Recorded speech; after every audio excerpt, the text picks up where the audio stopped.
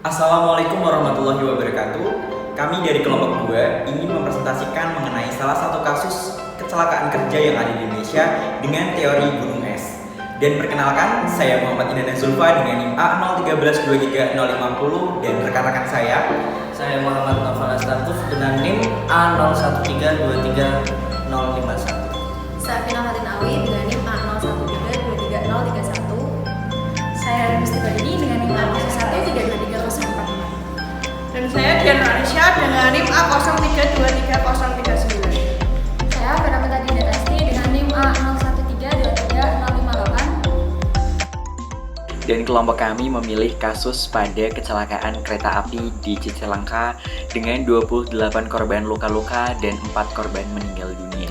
Sebelum kami mengulas lebih lanjut mengenai kasus yang kami pilih, kami akan mengulas sedikit mengenai apa itu teori gunung es. Nah, teori gunung es sendiri itu menyiratkan bahwa kerugian dari kecelakaan kerja yang tampak atau terlihat hanya merupakan bagian kecil dari kerugian yang sebenarnya. Analoginya adalah seperti gunung es, di mana hanya sebagian kecil dari massa es yang terlihat di permukaan, sementara sebagian besar tersembunyi di bawah permukaan air. Bisa teman-teman lihat pada gambar gunung es yang ada di samping kiri. Dan kerugian yang terlihat ini mencakup kerugian langsung atau yang dapat diukur secara langsung, seperti biaya medis, kompensasi pekerja, atau kerusakan peralatan. Kerugian ini biasanya dapat diidentifikasi dengan bisa diidentifikasi dengan relatif mudah karena mereka terkait dengan dampak fisik atau finansial yang nyata. Sedangkan kerugian yang tidak terlihat yaitu kerugian yang dampaknya itu lebih luas secara tidak langsung dari kecelakaan atau insiden di tempat kerja. Ini memungkinkan termasuk penurunan produktivitas karena absensi pekerja, biaya tambahan untuk pelatihan ulang atau pengganti pekerja yang cedera, atau kerugian reputasi perusahaan.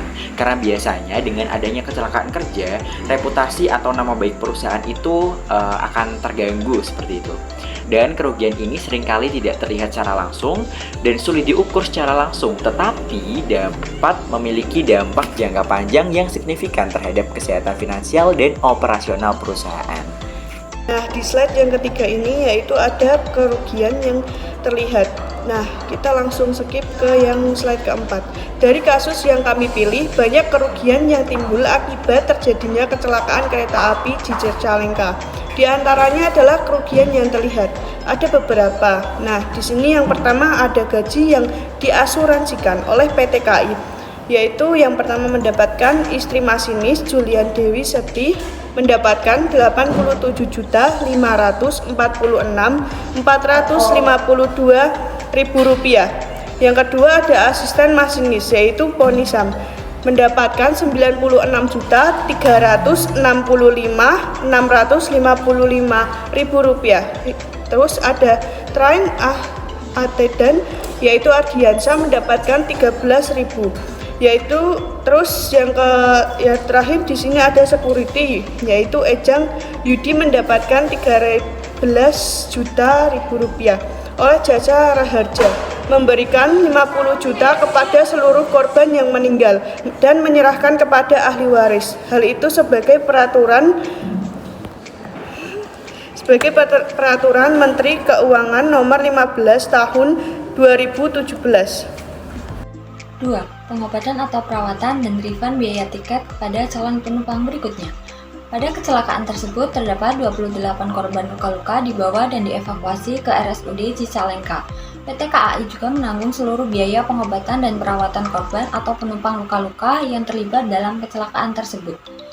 PT KAI Daerah Operasional 7 Madiun juga ikut turut memberikan kompensasi berupa pengembalian biaya pembelian tiket hingga 100% kepada calon penumpang yang terkendala akibat dampak kecelakaan di rute tersebut.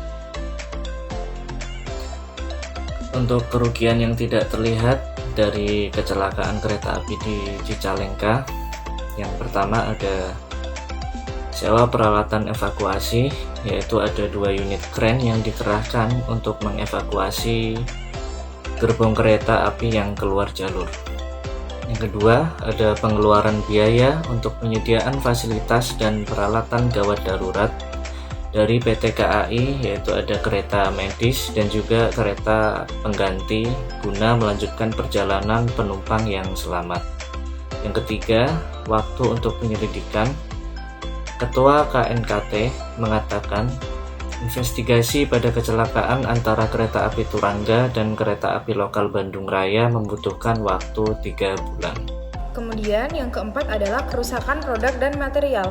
Karena dampak dari kecelakaan kereta api ini membuat rel kereta api mengalami kerusakan. Ditambah lagi adanya proses pemindahan evakuasi yang saat ini dilakukan untuk memindahkan rangkaian gerbong yang rusak di rel kereta api yang membutuhkan waktu yang cukup lama.